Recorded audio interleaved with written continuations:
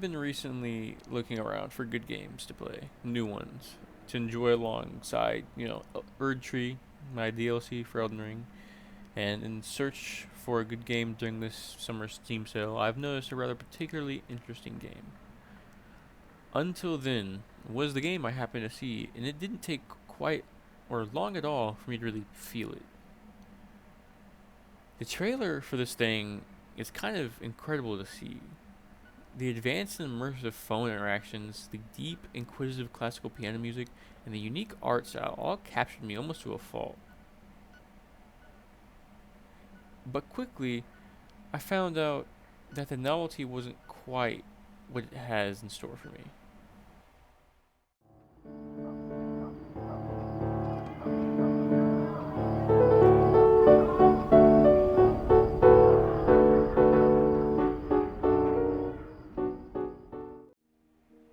This game follows our 15-year-old protagonist, Mark Borgia. I really hope I said that right. Mark is a regular teenage boy, one which even I share many qualities with. Whether it's his immense procrastination, his brain rotted obsession with video games, or his eyes wandering to find himself love, Mark, for the most part, is normal. However, his circumstances aren't exactly the same. With neither parents being in the home due to work abroad, his empty house leaves much to be yearned for.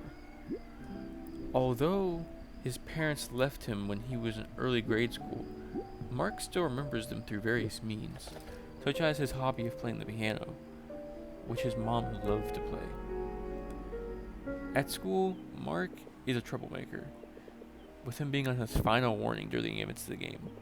This leads him to being friends with some rather eccentric people, like his best friends, Kath and Riddell. Throughout Mark's life in the game, he experiences deep bouts of deja vu, which leaves his mind in tatters every time it happens. His class president Luis, who he shares these experiences with, also experiences these, and together they attempt to explore it. Approaching is a new semester starting for Mark's school, where he runs into various new characters more colorful than the last. But ultimately, he meets one that changes his life for the entire course of the game.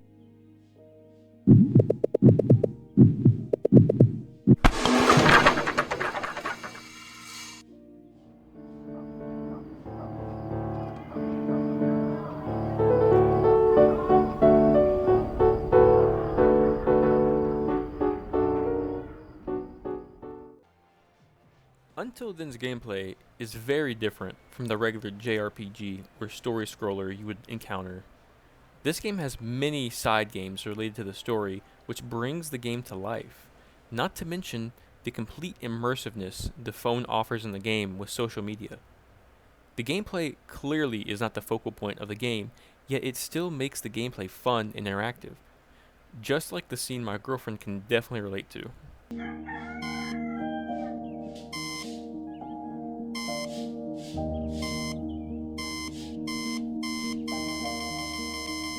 The immersiveness of the small game mechanics and side quests allow for the game to truly bring not only the entire environment to life, but the story too.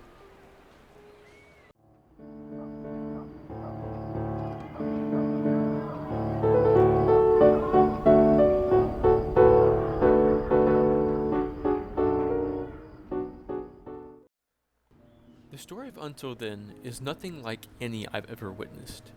The story in this game made me feel genuine emotion for the character. He made me say damn in the tough situations.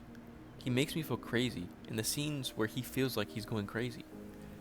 And above all else, he makes me feel love for the other characters in place of himself. Like I've made a genuine connection with the other characters. But I don't feel as if I've only made connections with just the other characters. I believe I've really experienced Mark himself. The story has many routes you can take, with all of them being something Mark would actually do, which is something not properly done in other video games. It allows you to change Mark's life, but in ways he really would. The story lines out Mark's life in almost uncanny realistic ways, such as when he thought he was going to be asked out, but it really only end in disaster. Mark and the story intertwine not only himself and the other characters, but you and me as well, which is something remarkable not many games have ever even come close to being able to do.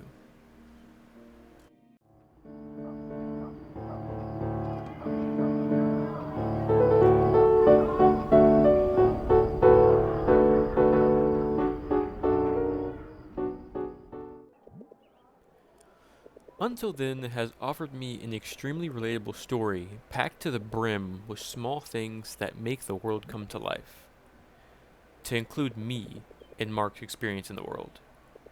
The game offers me so many outlets to immerse in his day to day life that it makes me feel alive, even though I've just spent the last couple hours playing this in my room in the dark.